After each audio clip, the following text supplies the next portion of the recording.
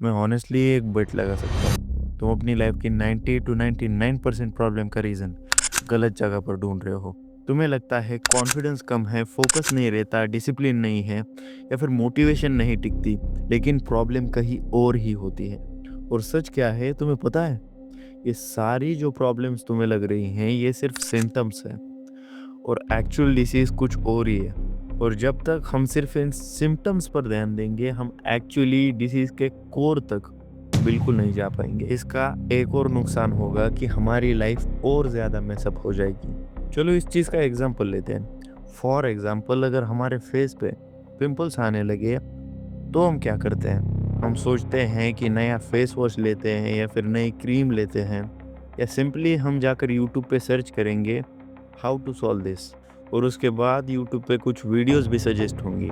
को देख के तुम कोई भी रैंडम सा स्किन केयर रूटीन उठा लोगे, लेकिन प्रॉब्लम फिर भी सॉल्व नहीं होगी। तुम फिर भी उस टॉपिक पे वीडियोस देखते ही रहोगे। लेकिन अब तुम सोच रहे होगे कि हमें प्रॉब्लम्स का सॉल्यूशन क्यों नहीं मिलता। देख, इसका सिंपल सा एक लॉजिकल रीज़न होता है कि तू प्रॉब्लम के जड़ तक ही नहीं जाता। अगर तुझे पता ही नहीं है कि एक्चुअल प्रॉब्लम कहाँ पे है, तो तू उसे सॉल्व कैसे कर पाएगा? यही है रीज़न। फिर उसी प्रॉब्लम पे वापस आते हैं। फॉर एग्जांपल अगर तूने थोड़ा-सा दिमाग लगा दिया और उसके बाद तुझे पता चल गया कि इस प्रॉब्लम का एक्चुअल रीज़न क्या है। तुझे उस टाइम पे पता चला कि तेरी डाइट खराब थी, तेरा लाइफ़स्टाइल ऑफ था, तेरे हार्मोन्स कूद रहे थे, हाइजीन की इश्यू थी और इन सारी चीज़ों की वजह से ये प्रॉब्लम आ रही थी। फिर भी तू क्रीम्स के साथ, स्किन केयर रूटीन के साथ एक्सपेरिमेंट करता रहा। लेकिन एक्चुअल प्रॉब्लम अंदर से थी, जो कि रियलाइज़ेशन के बाद ही सही हुई। एंड सेम चीज़ें तुम एक्चुअली अपने लाइफ के साथ भी कर रहे हो। तुम्हारी लाइफ में ओवर थिंकिंग, सेल्फ डाउट और जो स्टक वाली फीलिंग होती है, लो कॉन्फिडेंस, फ्यूचर का कंफ्यूजन, और ये सारे जो सिम्टम्स है, ये सारी जो चीज़ें हैं वो अलग अलग नहीं है। ये सिर्फ एक ही डिसीज़ के सिम्टम्स है, वो है डायरेक्शनलेसनेस। और सुन, डायरेक्शनलेसनेस का ये तो बिल्कुल मतलब नहीं होता कि तुम डंप हो, तुम लेजी हो या फिर तुम कैपेबल नहीं हो। बिल्कुल नहीं। डायरेक्शनलेसनेस का सिंपल मतलब होता है तुम मूव कर रहे हो लेकिन पता नहीं किस तरफ। तुम एफर्ट्स डाल रहे हो पर ये पता नहीं कि किस गेम में। और इसी चीज़ की वजह से तुम्हारी एनर्जी तो लगती रहती है लेकिन तुम्हें कोई ठोस रिजल्ट नहीं मिलता। और यही है तुम्हारी रूट, तुम्हारी एक्चुअल प्रॉब्लम जो तुम इतने दिनों से ढूंढ रहे हो। तुम्हें लगता है कि ये प्रॉब्लम होगी, वो प्रॉब्लम होगी, इसके पीछे सॉल्यूशन ये है, वो है।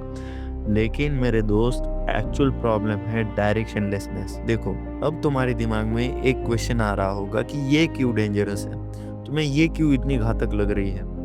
तो देखो, प्रॉब्लम ये है कि डायरेक्शनलेसनेस चिल्ला के ये नहीं बोलती कि अबे तू लॉस्ट है। धीरे धीरे तुम्हारी आइडेंटिटी खा जाती है, डिसीजन मेकिंग को वीक कर देती है और तुम हर चीज़ पे सेकंड गेस करने लगते हो। और इन सारी चीज़ों के कॉम्बिनेशन की वजह से ये तुम्हारी लाइफ को साइलेंटली डिस्ट्रॉय कर रहा है। और इसीलिए मैंने इसे नाम दिया है साइलेंट डिस्ट्रॉयर। देखो, अब तुम्हारे दिमाग में आ रहा होगा कि तुम मेरी बात क्यों मानोगे।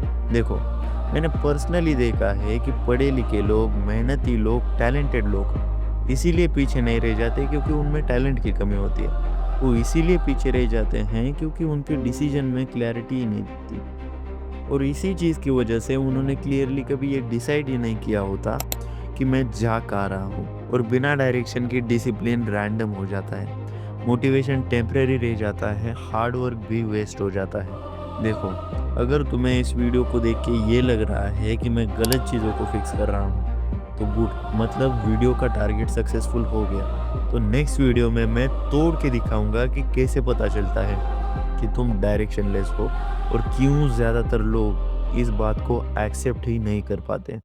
और हाँ, अगर तुम सीरियसली क्लैरिटी चाहते हो, लाइफ में डायरेक्शन चाहते हो, तो इस चैनल को सब्सक्राइब ज़रूर करना। सिर्फ हैबिट से नहीं कि इन्फॉर्मेटिव चैनल अच्छे लगते हैं, एक इंटेंशन के साथ। और ये वीडियो किसी के साथ भी शेयर मत करना, सिर्फ उस एक जिगरी दोस्त के साथ शेयर करना। बाहर से तो चिल लगता है लेकिन अंदर से लॉस्ट है, क्योंकि सबको सिर्फ मोटिवेशन की ज़रूरत नहीं है, कुछ टॉप लोगों को क्लैरिटी की भी ज़रूरत है।